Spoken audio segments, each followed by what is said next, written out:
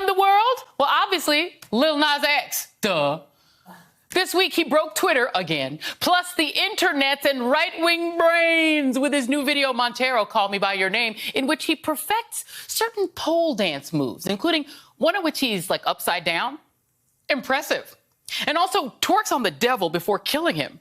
Natch. The song, which is a bop, is an obvious and artistic play on the conservative Christian idea that people who are gay will go to hell, which Nas does literally in the video. And he amplified the meme by releasing these Satan-themed custom sneakers, 666 of them, which sold out in less than a minute.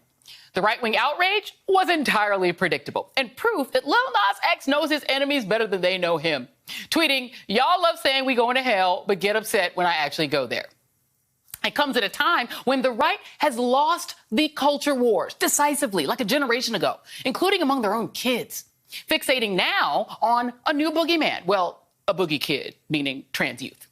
Republican legislators in more than 24 states are pushing through bills that take the 2016 bathroom bill to a new level.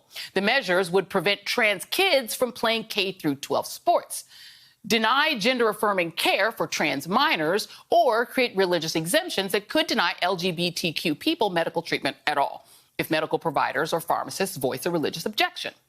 But like the Republican freak out over wokeness or how they frame the Democrats' voter convenience bill as literally demonic, or like flip out over Lil Nas X or Megan Thee Stallion videos, which they're watching repeatedly clearly, it's all fake outrage. According to one recent Gallup poll, 0.6% of the American adult population is transgender. But we don't actually know the real number for a host of reasons. Still, that is a tiny community of fellow human beings. Certainly not enough for an alleged takeover of girls' sports by trans youth. If these right-wingers cared so much about girls' sports, then why aren't they advocating for women athletes to get equal pay and decent gym facilities that match what the men have? So if the outrage isn't real, which it isn't, what is it really about? The usual political power. It's the same reason Crocodile Cruz and his jungle safari friends are beclowning themselves at the border. It's purely performative, an effort to inspire their dejected Trumpy voters to stick with the program by promising to hurt the people they fear, just the way Trump did. Polling shows that in the wake of their golden calf's defeat in November and Democratic victories in Georgia, 1 in 5 Republicans report being less motivated to vote in future elections versus just 5% of Democrats, which explains why the Republicans are advancing draconian voter suppression laws designed to make it harder for their opposition to vote. Because in order to keep their base engaged, they have to essentially promise conservative voters that they will win, even if it means by cheating. The same goes with anti-trans laws and the border freakout. The culture wars are not about culture. They're about keeping right-wing Christians engaged and voting Republican.